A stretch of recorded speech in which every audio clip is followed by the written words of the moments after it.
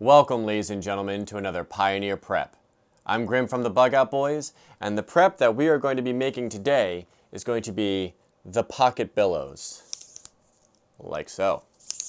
So why don't I bring you in closer so I can show you all the tools and things that you're going to need to make this prep a reality. Everything that you're going to need to make your Pocket Bellows is right here in front of you. First and foremost, you're going to need one of these extendable hot dog sticks, and there will be a link in the description through Amazon to buy this very model. And it comes in a 5-pack, which I didn't think was bad because if you mess up the first time or one gets lost, you always have a backup. So I got you covered there.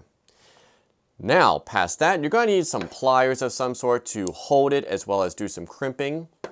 A way of cutting it, which I have some tin snips here that work very well, but if you don't have tin snips, you could probably use the wire cutters in a different pair of pliers or a Dremel tool right here. Then you're going to need a utility blade and some tape. Also, if you decide to use the Dremel tool, please wear eye protection. First thing we're going to do is get this cover off. Now this is a personal preference. If you like this cover, like the feel of it or whatnot, all you need to do is nip off this tip right here. But for me, I like it off because it's easier to slip into pockets and things like that. So I'm going to use this bench here, there we are, just kind of hold it steady so I am not holding this with my bare hands.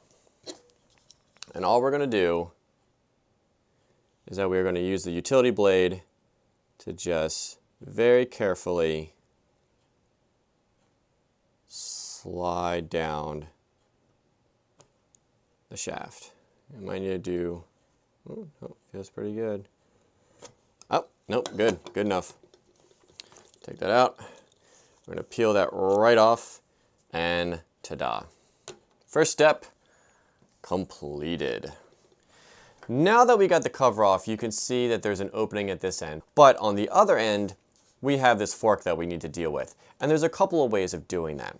One is that you just take your Dremel here with a nice sand disc cutting blade, and you can nip this off real quick, nice clean cut. But be forewarned, if you decide to do that, you're going to have to wrap this tip with some sort of tape, because when you push it all back together again, there's going to be nothing to stop this piece from fully sliding into this piece. And then, well, you're not going to be able to extend it all the way out again.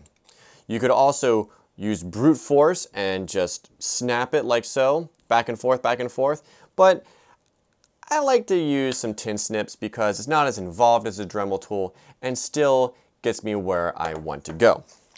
So how I do that is that I just hold this, take out the tin snips, and we start here, and there's solid metal there, and we'll just work our way down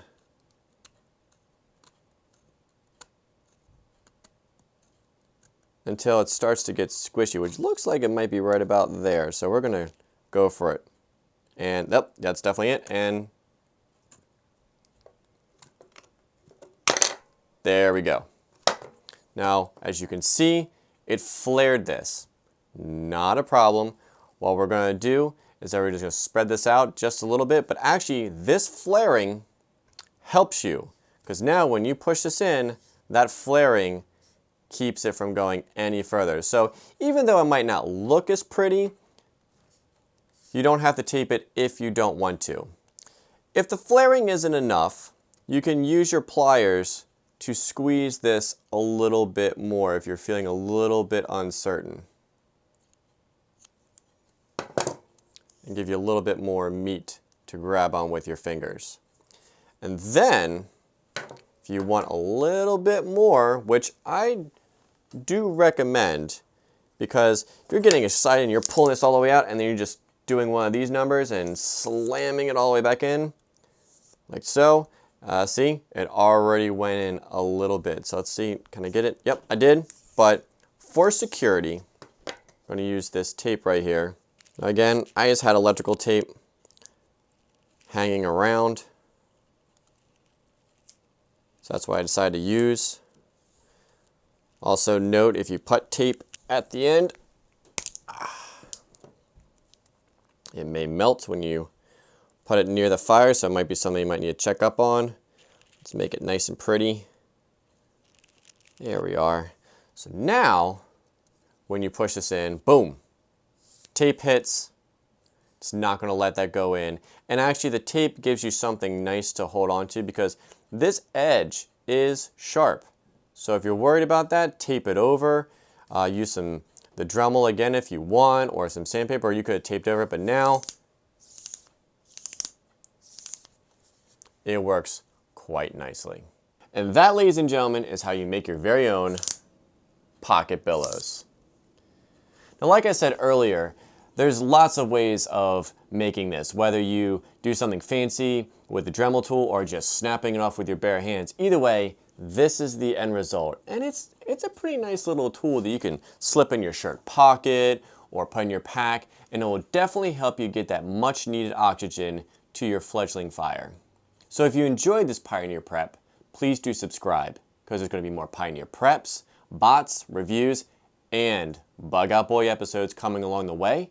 And if you have any questions or comments, whether how to make it, if I didn't explain it well enough, or your own improvements of the Pocket Bellows, please leave those down below in the comment section because I love to read them and you know I'm going to get back to you. So till then, take care.